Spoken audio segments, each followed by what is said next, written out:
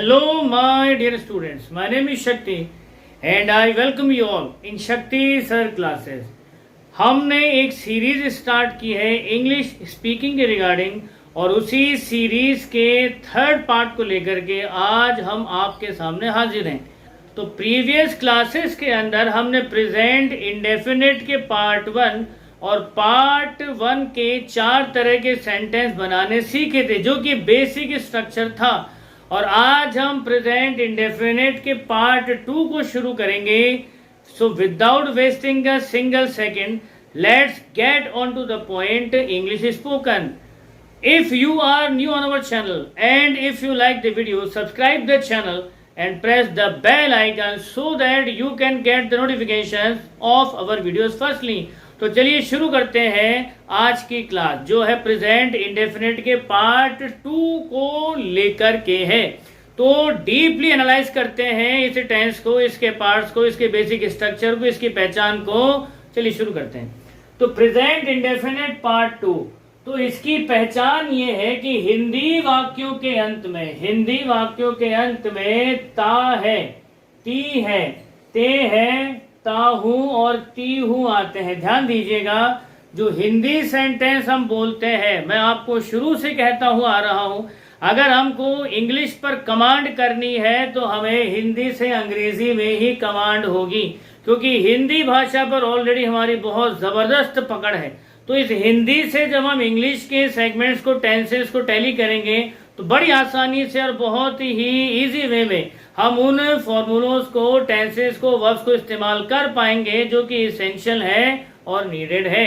तो हिंदी वाक्यों के अंत में जो भी हम डेली लाइफ में अपन बोलते हैं उस सेंटेंस को आज से आप थोड़ा सा जो है फोकस करना शुरू करिए, उस पर ध्यान देना शुरू करिए कि जो हम बोल रहे हैं उन सेंटेंसेस के अंदर आखिर कौन से सेंटेंस की एंडिंग ता है, ती है, ते है, ताहू और तीहू पर होती है। तो पहचान हुई हिंदी वाक्यों के अंत में इसके आता है ता है, ती है, ते है, ताहू और तीहू। इनके अलावा और कुछ भी नहीं आता। This is the basic identification of present indefinite part 2। तो ये तो थी इसकी बेसिक पहचान।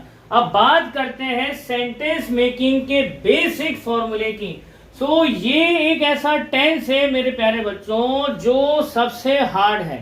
एक्चुअली यही टेंस है जिसने आपका रास्ता रोक के, मतलब जाम लगा दिया है। यही वो टेंस है जो आपका रास्ता रोक के खड़ा है, क्योंकि जब तक आप इसको ढंग से नहीं समझोगे, जब तक आप इसको ढंग से कमांड नहीं करोगे, आगे का रास्ता कभी खुलेगा ही नहीं। और ये बहुत ज्यादा कंफ्यूजिंग है, इसीलिए यूजुअली जो बच्चे हैं वो सरेंडर कर बैठते हैं। लेकिन आपको हार नहीं माननी है, आपको हार नहीं माननी है। अगर कोई चीज मुश्किल है तो उसका हल भी है, मुश्किल में ही उसका हल है। तो don't you need to worry, आपको लोड लेने की नीड ही नहीं है। इस हार्ड टेंस के हार्ड पार्ट्स को हम बहुत ही इजी वे में डिफाइन करेंगे, एक एक पुर्जा खोलेंगे ताकि आप ढंग से समझ सकें कि अच्छा इसमें ये हो रहा था, इसलिए हमको समझ में नहीं आ रहा था। तो जैसा मैंने बता ही दिया, हिंदी वाक्यों के अंत में ता है, ती है, ते है, ताहू और तीहू आते हैं। अब बात करते हैं इसके सेंटेंस मेकिंग की। तो मैंने पहले ही कहा था हर टेंस के, हर सेगमेंट के 4 तरह के सेंटेंस बनते हैं। तो प्रेजेंट इंडेफिनिट पार्ट 2 में हम आ गए हैं, इसके भी 4 तरह के सेंटेंस बनेंगे, अफर्मेटिव, नेगेटिव, इंटरोगेटिव और इंटरोगेटिव नेगेटिव। लेकिन सबसे पहले हमको समझना है इसके अफर्मेटिव सेगमेंट को, क्योंकि यही सेगमेंट सबसे हार्ड है और आपका रास्ता इंग्लिश स्पोकन में यही रोक के खड़ा हुआ है। अब आखिर क्या है इसके अंदर ऐसी वजह? तो अभी तक हमने जितने भी फॉर्मूले देखे हैं सबके सिंगल अफर्मेटिव ही थे, लेकिन प्रेजेंट इंडेफिनिट के पार्ट 2 के अंदर अफर्मेटिव के 2 फॉर्मूले हैं। 2 फॉर्मूले किसके लिए? पहला फॉर्मूला तो है प्लूरल सब्जेक्ट्स के लिए और दूसरा फॉर्मूला है सिंगुलर सब्जेक्ट के लिए। दूसरा फॉर्मूला है सिंगुलर सब्जेक्ट्स के लिए। अब ये वाला जो है प्लूरल सब्जेक्ट्स वाला तो बहुत आसान है, इसमें किसी को दिक्कत नहीं आती। दिक्कत आती है नीचे जो सिंगुलर सब्जेक्ट के साथ वाला फॉर्मूला है। YouTube पर आप हजारों वीडियो उठा करके देख लीजिए। मैं तो लेक्चरर हूँ, 20 साल से पढ़ा रहा हूँ। तो YouTube पर ऐसे हजारों वीडियो हैं जिसने इस चीज को कभी डीप में डिफाइन किया ही नहीं। वो आपको यही बताते हैं कि सिंगुलर सब्जेक्ट के साथ में मेन वर्ब के साथ एस, ईएस और आईईएस लगते हैं। अच्छा भाई साहब, फॉर्मूला तो बता दिया, लेकिन अब ये भी तो बता दो कि एस कब लगाएंगे, ईएस कब लगाएंगे और आईईएस कब लगाएंगे। ये वो नहीं बताते। और यही वजह है कि बच्चों का जो है एक तरह से हौसला टूट जाता है, उनका जोश ठंडा पड़ जाता है, और एक जो माइंड सेट होता है पॉजिटिव, वो बिगड़ जाता है कि यार छोड़ो रे यार, ये तो पता नहीं क्या है, बस का ही नहीं है। लेकिन ऐसी बात नहीं है। जैसा मैंने आपसे कहा, अगर मुश्किल है तो उसका हल भी है। मैंने आपसे पहले ही कहा है, मैं अपने 20 सालों के एज एन इंग्लिश लेक्चरर के तजुर्बे को मैं आपको पास ऑन कर रहा हूं, ताकि आप भी जो है इस नॉलेज को आगे पास ऑन कर सकें। क्योंकि विद्या को, ज्ञान को जितना बांटा जाए वो उतना ही दिनों दिन रातों रात बढ़ता ही रहता है। तो मैं आपसे अपनी नॉलेज शेयर कर रहा हूं और उम्मीद करता हूं अब आज के बाद आप ये कभी नहीं कहोगे कि इंग्लिश मेरे बस की बात नहीं है। एक्चुअली हिंदी से ज्यादा आसान है इंग्लिश। सबसे हार्ड तो भैया हिंदी ही है। हिंदी तो हम बड़े फर्राटे से बोलते हैं ना, तो इंग्लिश उससे फर्राटे से बोलेंगे, आप घबराइए नहीं, इंग्लिश उससे फर्राटे से बोलेंगे। लेकिन प्रेजेंट इंडेफिनेट के पार्ट 2 के जो हार्ड सेगमेंट्स है, ये वाला अफर्मेटिव का जो सिंगुलर सब्जेक्ट के साथ इस्तेमाल होता है, इसको हम ढंग से सीखेंगे। लेकिन इसको ढंग से सीखने से पहले हम जो अफर्मेटिव का बेसिक स्ट्रक्चर है, जो प्लूरल सब्जेक्ट के साथ में, एक बार उसको समझ लेते हैं, ताकि कम से कम एक बार सेंटेंस तो बनाना सीखें। इसको तो हम तरीके से सुकून के साथ में डिकोड करेंगे, आखिर क्या है इसका फंडा। तो प्रेजेंट इंडेफिनिट के पार्ट 2 का सेंटेंस मेकिंग का फॉर्मूला है, जो कि प्लूरल सब्जेक्ट के साथ में लगता है। ये प्लूरल सब्जेक्ट्स हैं आई, वी, दे, यू, और प्लूरल फॉर्म में कोई कॉमन नाउन या फिर कोई प्रॉपर नाउन, जैसे Ram and Shyam, Sita and Gita, Ravi and Rocky, like that.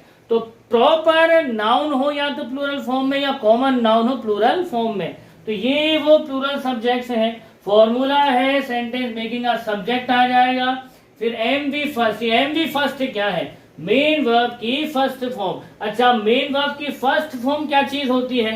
तो मैंने आपको कहा था कि आपको वोकेबुलरी तैयार करनी है, जिसमें आपको वर्ब की 3 फॉर्म तैयार करनी है, first form, second form, third form. मान लीजिए प्ले जो है ये है फर्स्ट फॉर्म। प्ले का मतलब होता है खेलना, ये है फर्स्ट फॉर्म। इसकी सेकंड फॉर्म हो जाएगी प्लेड, ये हो गई सेकंड फॉर्म, और इसी की थर्ड फॉर्म हो जाएगी प्लेड। तो ये है फॉर्म्स ऑफ द वर्ब। तो ये है फॉर्म्स ऑफ द वर्ब। तो आपको अब इनको तैयार करना शुरू करना ही पड़ेगा, क्योंकि अब हम सेंटेंस मेकिंग के मैदान में उतर चुके हैं। और जब तक आपके पास में ये वर्ब की फॉर्म्स का डेटाबेस नहीं होगा, तो मार्क माय वर्ड, अगर आपको टेंस समझ में भी आ गए बहुत अच्छे से, तो भी आप एक स्टेप नहीं चल पाएंगे, क्योंकि अपनी बात को कहने के लिए आपके पास में वर्ड बैंक ही नहीं होगा। तो वर्ड के डेटाबेस को आप रिच बनाना शुरू करिए, क्योंकि यही चीज टेंस सीखने के बाद आपके लिए सबसे ज्यादा जरूरी होगी।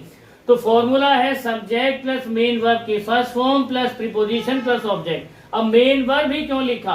कई बार सेंटेंस के अंदर जो है एक वर्ब और आ जाती है जो कि ऑब्जेक्ट का काम कर रही होती है, लेकिन ये कब, कहाँ, कैसे आती है, ये एक अलग टॉपिक है। हम अभी इसको नहीं छेड़ेंगे। अभी हम सीधा सीधा टॉपिक पर ही स्टे करते हैं, टॉपिक पर स्टिक करते हैं कि ये जो फॉर्मूला है सब्जेक्ट प्लस मेन वर्ब की first form plus preposition plus object, इसको किस तरह से हम लोग सेंटेंस में कन्वर्ट करेंगे, इस फॉर्मूले से हम लोग किस तरह से सेंटेंस बनाएंगे, पहले हम एक बार उसी को ही देख लेते हैं। तो फॉर्मूला हमारे पास में है, प्लूरल सब्जेक्ट हमारे पास में है, प्लूरल सब्जेक्ट हमारे पास में है। आइए एक सेंटेंस फ्रेम करते हैं। तो सब्जेक्ट हम ले लेते हैं आई, और मान लीजिए हमने जो अभी वर्ब लिखी थी प्ले, प्ले की फर्स्ट फॉर्म से ही सेंटेंस बनेगी। तो हमने जो है फर्स्ट फॉर्म प्ले ऐसे की ऐसे हम उठा लेते हैं। तो प्ले का मतलब होता है खेलना, और सब्जेक्ट हमारे पास में है आई। ध्यान दीजिएगा, हमको एक ऐसा सेंटेंस फ्रेम करना है, यानी कि एक ऐसा शब्द बनाना है जिसमें खेलने के साथ में आई का इस्तेमाल हो। दिमाग पे जोर डालिए, कोई ऐसा सेंटेंस बनाइए जिसमें प्ले और आई को मिलाकर एक सेंटेंस फ्रेम करते हैं अपन। तो मैं गार्डन में खेलता हूं, मैं बगीचे में खेलता हूं, मैं बगीचे में खेलता हूं। एक सेंटेंस हम बनाते हैं, मैं बगीचे में, मैं बगीचे में खेलता हूं, मैं बगीचे में खेलता हूं, मैं बगीचे में खेलता हूं। तो ये एक सेंटेंस हमने यहाँ पर हिंदी में ड्राफ्ट कर लिया है। अब हमने एक चीज नोटिस करनी है, क्या ये उस पहचान पर ही एंड हो रहा है, यही चेक करते हैं। हिंदी वाक्यों के अंत में क्या आना जरूरी है? हिंदी वाक्यों के अंत में ता है, ती है, ते है, ता हूं, ती हूं आते हैं। तो एक बार देख लेते हैं क्या इसकी एंडिंग इन पर किसी पर हुई है। तो इसमें एंड में आया है ताहू। क्या आया? ताहू। तो क्या पहचान में है? बिल्कुल पहचान के अंदर है, ये रहा ताहू। तो हमने इसी तरह से जो है ध्यान से एक एक सेंटेंस को बड़ा फूंक फूंक करके पहचान को लेकर के फ्रेम करना है, ताकि इनकी पहचान हमारे दिमाग में ऐसे छप जाए जैसे पत्थर पर लकीर छप जाती है। पत्थर के टुकड़े हो जाए लेकिन लकीर नहीं मिटनी चाहिए। प्रैक्टिस हमको ऐसे ही करनी है। तो चलिए, सेंटेंस हमारे पास में है, फॉर्मूला हमारे पास में है, इसको एक बार कन्वर्ट कर लेते हैं इंग्लिश में। तो सबसे पहले फॉर्मूले के अकॉर्डिंग हमको लगाना है सब्जेक्ट। सब्जेक्ट क्या है? मैं। तो यहां पर हम सबसे पहले लिखेंगे आई। सबसे पहले हमने लिख दिया आई। अब यहां पर है मेन वर्ब की फर्स्ट फॉर्म। अब यहां पर पूरे सेंटेंस में अगर हम गौर करें तो देखिए, मैं हो गया सब्जेक्ट, और मैंने आपको प्रीवियस क्लासेस में बताया था कि सब्जेक्ट के जस्ट बाद में ही आपको ऑब्जेक्ट मिल जाएगा। तो ये हमारा हो गया ऑब्जेक्ट, ये हमारा हो गया ऑब्जेक्ट, ये हमारा सब्जेक्ट था स्टार्टिंग के अंदर। अब बात आती है मैं की, ये हमारी थी प्रीपोजिशन, ये हमारा हो गया प्रीपोजिशन। अब है खेलता हूं, यही बच गया। तो ध्यान दीजिए फॉर्मूले पर, subject plus main verb plus preposition plus object. Subject हमको मैं मिल ही गया है, बगीचे हमारा ऑब्जेक्ट है ही, मैं हमारा प्रीपोजिशन है ही, तो बच क्या गया? Main verb. तो ये रही हमारी मेन वर्ब, ये हो गई मेन वर्ब, मुख्य क्रिया। और इसकी हमको लेनी है फर्स्ट फॉर्म, क्योंकि प्रेजेंट इंडेफिनिट के पार्ट 2 के अंदर मेन वर्ब की फर्स्ट फॉर्म ही इस्तेमाल होती है। सेंटेंस को फ्रेम करने में मेन वर्ब की फर्स्ट फॉर्म का ही इस्तेमाल किया जाता है। तो अकॉर्डिंग टू द फॉर्मूला हम आगे बढ़ते हैं। सब्जेक्ट हमने आई लगा ही दिया है। अब हम आते हैं सीधा मेन वर्ब की तरफ। तो वर्ब है खेलता हूं, तो इसकी अंग्रेजी क्या बनेगी? Play, PLAY। क्या बनेगी इंग्लिश इसकी? PLAY। This is the English of verb play. अच्छा, वर्ब हमारे पास में आ गई है। अब फॉर्मूले के अकॉर्डिंग हमको लगानी है प्रीपोजिशन। तो प्रीपोजिशन कहाँ? ये रही मैं। तो यहां हम लगाएंगे preposition, I play in, I play in. तो अकॉर्डिंग टू द फॉर्मूला हमने सब्जेक्ट लगा ही दिया है, हमने सब्जेक्ट लगा ही दिया है, मेन वर्ब की फर्स्ट फॉर्म हमने लगा ही दी है, प्रीपोजिशन भी हमने लगा दिया है। अब रह गया हमारा ऑब्जेक्ट। अब हमारा ऑब्जेक्ट रह जाता है जो कि है बगीचे। तो हम यहाँ पर लिख देंगे आई प्ले इन गार्डन। बगीचे को बोलते हैं गार्डन। तो ये हमारा सेंटेंस बन गया, मैं बगीचे में खेलता हूं, I play in garden. That's it. कुछ भी नहीं करना, इतना ही आसान था। जी हाँ, इतना ही आसान था इंग्लिश में कन्वर्ट करना हिंदी सेंटेंसेस को। अब आपको होमवर्क किस तरह से क्या करना है, आपको प्रैक्टिस करनी है सेम सेंटेंस को इन बाकी सब्जेक्ट के साथ में। आई का तो मैंने बना दिया है, आई का सेंटेंस तो मैंने बना दिया है। अब वी, दे, यू और प्लूरल नाउन के ऊपर आपको फ्रेम करने। कैसे? मैंने बनाया था मैं बगीचे में खेलता हूं, तो आपको इसी सेंटेंस में खाली सब्जेक्ट को हटा देना है, दूसरा सब्जेक्ट लगाएंगे और सेंटेंस बनाएंगे हम बगीचे में खेलते हैं। तो इंग्लिश बनेगी वी प्ले इन गार्डन। फिर आपको दे का इस्तेमाल करके इसी सेंटेंस को कन्वर्ट करना है, तो सेंटेंस बनेगा वे बगीचे में खेलते हैं, तो इंग्लिश बनेगी दे प्ले इन गार्डन। फिर आपको यू का इस्तेमाल करना है, और यू का जब आप इस्तेमाल करेंगे तो हिंदी बनेगी तुम बगीचे में खेलते हो, तो इंग्लिश बनेगी यू प्ले इन गार्डन। उसके बाद में हम प्लूरल नाउन का इस्तेमाल करेंगे, और सबसे पहले कॉमन नाउन से हम एक सेंटेंस फ्रेम करेंगे, जैसे लड़के बगीचे में खेलते हैं, तो बॉयज प्ले इन गार्डन।